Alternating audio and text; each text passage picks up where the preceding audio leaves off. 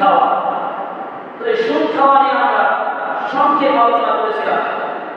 এ নিয়ে আসলে অনেক বিস্তারিত আলোচনা। এরপরেও এটা এমন একটা মারাত্মক ব্যাধি নিয়ে আমাদের সমাজে রূপ নিয়েছে যে হাত থেকে চাইলেও অনেক মানুষ বসতে পারে না। অথচ এই সুদের ভয়াবহতা অনেক মারাত্মক। সুদের প্রায় 16টি মারাত্মক ভয়াবহতা রয়েছে। এর মধ্যে 1 নম্বর ভয়াবহতা হল সুদের। সেটা হলো যে ব্যক্তি সুদ খায় তার ব্যাপারে আল্লাহ পাক রব্বুল আলামিন স্বয়ং তিনি ইরশাদ করেন, যদি তোমরা সুদ খাও, সুদ না ছাড়ো, তাহলে তোমরা আমি আল্লাহ এবং আমার রাসূলের সাথে যুদ্ধের জন্য প্রস্তুতি গ্রহণ করো। নাউযুবিল্লাহ। কার সাথে রাসূল আল্লাহর সাথে যুদ্ধ করবে?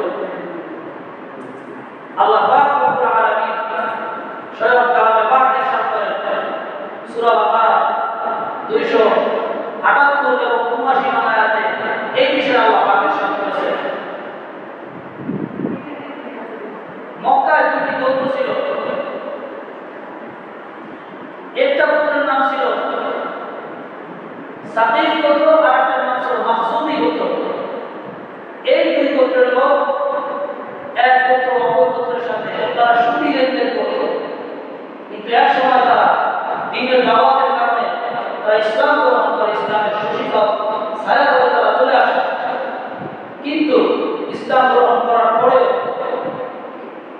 এই সাকিফ গোত্র তারা মাখজুমি গোত্রের কাছে সুদের কিছু লভ্যাংশ পেত এবং তারা দাবি করে বসত আমাদের সেই সুদের লভ্যাংশ টাকা আমাদের ফেরত দাও। কিন্তু মাখজুমি গোত্রের লোকরা অস্বীকার করলো যে আমরা এখন মুসলমান হয়ে গেছি, তখন আমরা সুদের লেনদেন করতে পারবো না। এ নিয়ে তাদের মাঝে বাক বিতণ্ডা শুরু হলো। এক পর্যায়ে তাদের মাঝে আল্লাহ রাসূল সাল্লাল্লাহু আলাইহি ওয়াসাল্লামের একজন নায়েব ছিলেন।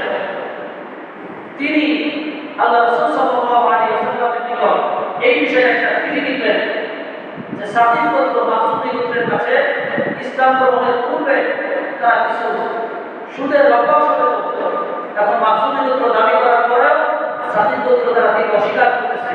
এই ব্যাপারে আপনার মতামত কি? যখন আল্লাহ রাসূল সাল্লাল্লাহু আলাইহি ওয়াসাল্লামের নিকটে এই চিঠি পেশ করা হলো, তখন আল্লাহ রাব্বুল আলামিনের পক্ষ থেকে আয়াতুল কারিমা নাযিল হলো। সূরা বাকারা 278 এবং 79 নম্বর আয়াত। আল্লাহ পাক ইরশাদ করেন, ইয়া আইয়ুহাল্লাযীনা আমানু তাকুল্লাহা ওয়া যারু মা বাকিয়া মিনার রিবা ওয়া যারু মা বাকিয়া মিনার রিবা ইন কুনতুম মুমিনিন।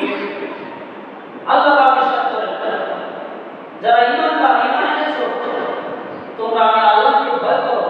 ওয়া যারু মা বাকিয়া মিনার রিবা, ইসলাম গ্রহণের পূর্বে তোমাদের যে অবশিষ্ট সুদের লভ্যাংশ আছে এগুলো তোমরা পরিত্যাগ করো।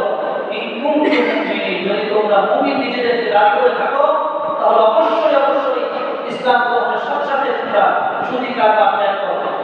পরবর্তী আয়াতে আল্লাহ বলতেছেন, فَإِن لَّمْ تَفْعَلُوا فَاذْهَبُوا بِحَرْبٍ مِّنَ اللَّهِ وَرَسُولِهِ। এর আল্লাহ বলতেছেন, যদি আমার নির্দেশ পাওয়ার পরেও তোমরা সুদি লেনদেন করিতে না করো, তাহলে আল্লাহ এবং আল্লাহ রাসূলের সাথে যুদ্ধের জন্য প্রস্তুতি গ্রহণ করো। নাউযুবিল্লাহ।